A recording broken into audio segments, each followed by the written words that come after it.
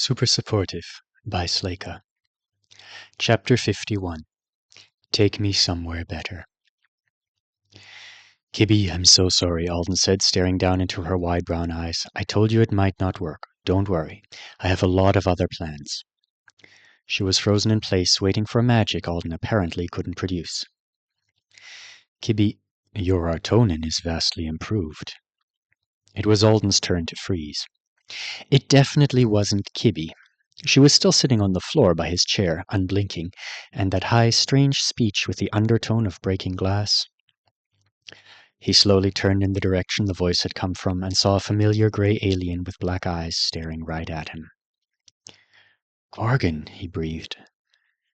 Then, a moment later, he was out of his chair and... We're hugging? That's new. Gorgon! Shouted Alden. Are you here? Are you real? I am real, he said, squirming away from Alden, who had to force himself to let go. But I am only here, if by here you mean projected across dimensions into Alden's mind through an uncontrollable urge to provide guidance to my spiritual progeny. Hello. I am shocked you are still alive. I am so happy to see you, Alden gasped, even if it's just in my head. Gorgon held up a hand. Wait. Time is extremely limited. This feature of myself isn't one I am accustomed to. It's supposed to be triggered in my death cave shortly after you have feasted on my corpse. What? The alien was leaning around Alden to examine the kitchen with interest. I was never a fan of the life sacrifice tradition, so I skipped it. I'm much older and more powerful than I should be.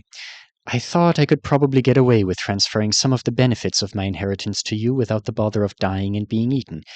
Clearly I was more successful than I intended. He was staring at Kibby. You can talk without restrictions, Alden said. He was still so busy processing his shock at the fact that he was speaking to Gorgon at all, he was surprised he'd even realized. Gorgon smiled at his wrists. Yes, no bindings in the mind space. It's been decades.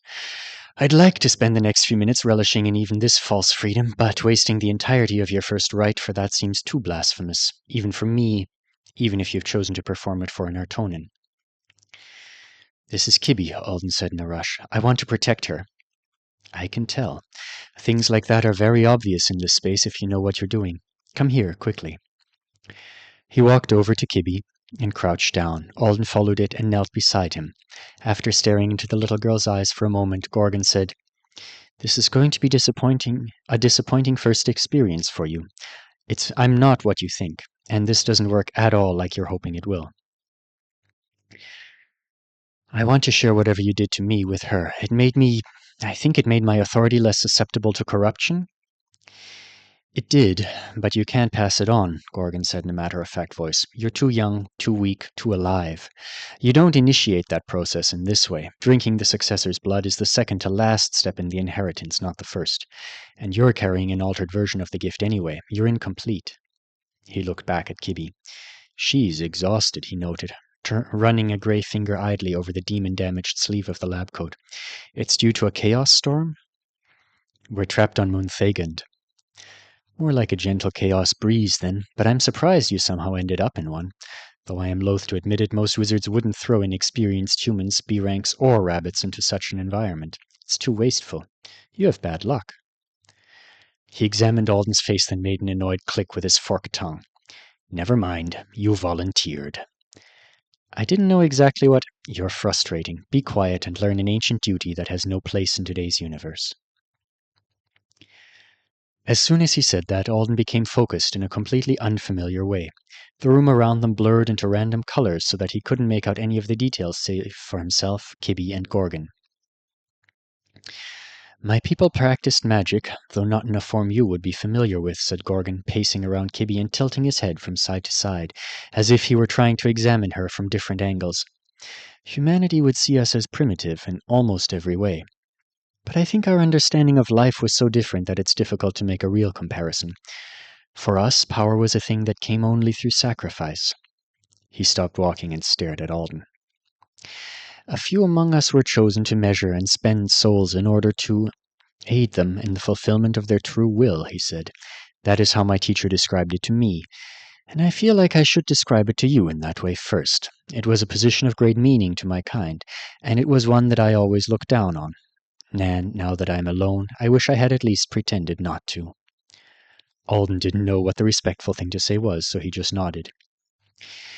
Anyway, in more technical terms, the rite you just triggered by drinking the girl's blood allows us to intermediate between a person and their own magical potential.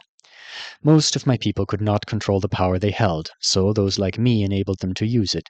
They came to us, we read their needs and desires, and gave them what they wanted, if it was possible, and fell within our very strict notions of what constituted a proper miracle. Basically, I was the village wishing well. That was not at all what Alden had been expecting. So you granted wishes, just like that? Not that simple. It required a lot of training. Come look into the girl's eyes and see. If you can see, I'm not entirely sure what I transferred to you, or how it's been modified by the fact that you're not the right species. You don't know what you did to me, Alden said, surprised. I know what I meant to do, but you wouldn't even have noticed I'd enhanced you if it had gone exactly as I intended. Alden had more questions, but Kibby came first. I just have to stare into her eyes? He leaned forward and peered into them. Nothing's happening. Here, said Gorgon, let me give you a push. All of a sudden, Alden was immersed in a sea of deep emotions and desperate wants that didn't belong to him. He was so scared. He missed them.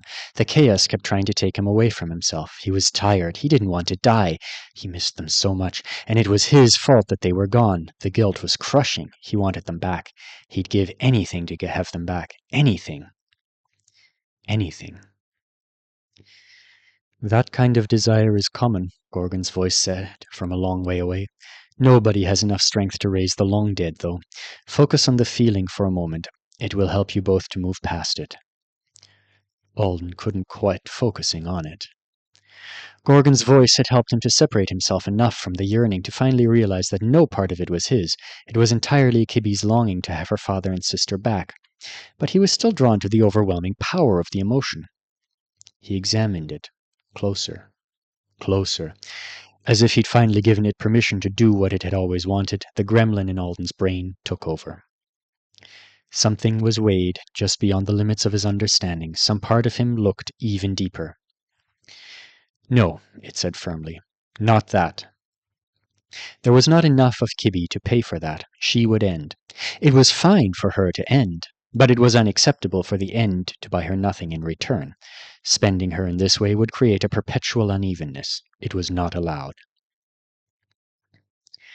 Of course, I can't bring her family back, but can't I do something to make her stronger? Alden asked desperately. Strong enough to survive until help comes? No, try it. Focus on her exhaustion, on the way she is under assault from the environment you found yourself in. You'll see. Alden focused. The gremlin did too. It became confused. Flawed? It said, much more tentatively than it had when it was nitpicking Joe's private contract to death. I don't understand. And the thing in my brain doesn't understand? That's because a successful rite requires the destruction of the very resources you're aware you need to enhance. On top of that, they think your alignment with the supplicant's will might be flawed. They care a great deal about making sure you understand her. I am a little glad I passed that part on to you. It's quite helpful, even today. But they won't allow the rite to take place if you can't come to an accord. Alden frowned. He didn't look away from Kibby's eyes. He could feel a profound rejection from her at the word destruction. Some part of her was aware of what Gorgon had said. The rite destroys authority? Sacrifice, for power, said Gorgon simply. As I said, a disappointing first experience for you. It was an expensive method of performing magic in more ways than one, and it has little use in the present we both live in. Take me somewhere better now. What? I've been chained to a desk for years, literally. I want to see something other than an Artonan kitchen. Wait, Gorgon, this can't be all there is. Isn't there something else we could... All of a sudden, the two of them were sitting side by side in familiar blue plastic seats. Buildings slid past the windows. So this is the L, said Gorgon, turning and pressing his face to the glass. I have never ridden it. Kibby! Alden leapt up. Where did she... The girl is exactly where you left her, right beside you in the kitchen. It's only been 2 or 3 minutes, and I think I can only afford a couple more. Why is this your favorite memory of the L? Oh. Was it? Alden wasn't sure how he would even know what his favorite memory of public transport was without a lot of thought, but then he spotted a box on the seat across from him, and he realized it was true. I didn't like lunch at school that day, he said, and Aunt Connie was in a party-all-night phase, so I knew there wasn't going to be anything but cereal for dinner at home. The woman who got off the train at the last stop accidentally left behind an entire pizza. Gorgon's posture brightened. He stood and grabbed the box. Then he took a slice so hot the cheese strung almost a foot when he tried to separate it from its fellows, and shoved it into his mouth. He thrust the box toward Alden. "Can't I do anything to help her?" Alden demanded. Gorgon was chewing like he fully intended to finish off the piece and several more in addition before time ran out. He gulped down a quantity of pizza that would have choked a human and said, "Not with the right. And I'm going to ask you not to do this again, please, unless both our circumstances become much different than they are now. I have a feeling the price of this unexpected mental field trip is going to be very high for me. Also, if you'd done this with a wizard with real power and experience, they wouldn't have been pulled under into the pleasant mental state the child is enjoying right now. They would be quite aware of that they were being deeply accessed." Gorgon waved the pizza box at him. It smelled heavenly. Sighing, Alden took a piece and bit into it. Even as upset as he was, he had to hold back a moan. The pizza tasted exactly as good as it had been that day. "Sorry," he said after he swallowed. "I mean, if I've caused you trouble by doing this." Gorgon shrugged and shoved another slice into his mouth. "Sorry for accidentally depriving you of food options," he said around a mouthful. "That part of the gift can't handle being away from our homeworld. At all. They have no knowledge of other planets, and are afraid anything related to an animal they don't recognize might have a soul. It is very inconvenient." No problem. They? Did the gremlin have a brother? Oh, that's right, you think of them as singular. In their proper form, they're part instinct, part combined ancestral knowledge from all who have come before you. However, their function is supposed to be enhanced, modernized, and heavily guided by the spirit of your immediate predecessor. It would have helped you a great deal, since I actually understood that drinking a glass of milk won't initiate a sacred and intimate bond between you and the cow. But I didn't want to die and join them, so... Alden shook his head. "You made the right call, 100%. Vegetables are great. Especially since passing on the full benefits package involved the successor eating a body in a death cave. Alden would not be doing that. He didn't care how magnificent his gremlin's missing features were. They seem to think I can eat anyone who entrusts themselves to my skill." "That would only make sense if they believed the people in question were willingly giving their lives over to you. Were they knowingly rendering themselves helpless and placing themselves within your power?" Alden stared down at the chunky tomato sauce on top of his pizza. "I never really thought of it that way, but yeah, I guess they were." He hadn't considered how it must feel to another person to entrust themselves. It had to be a little scary to let a stranger have total control over what happened to you in that way, like being anesthetized before surgery. Only Alden wasn't a doctor surrounded by a bunch of other professionals. He was just some alien teenager with a creepy outfit. "Wait, if that's how it judges food, how did you eat the fly? Did it give itself to you?" "Asking the critical questions in our last few seconds together, are we?" Gorgon said dryly. "If I hold them in my mouth long enough, they eventually fly or crawl far enough down my throat on their own for my digestive juices to dissolve them." "Okay." "It was bothering me."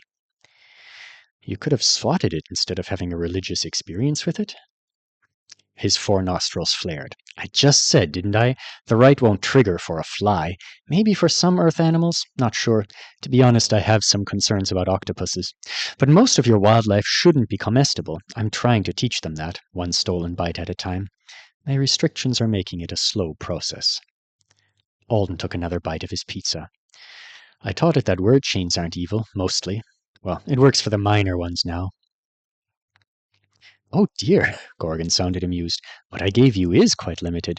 Word chain debt would resemble a trigger for one aspect of the ancient duties, but not that closely.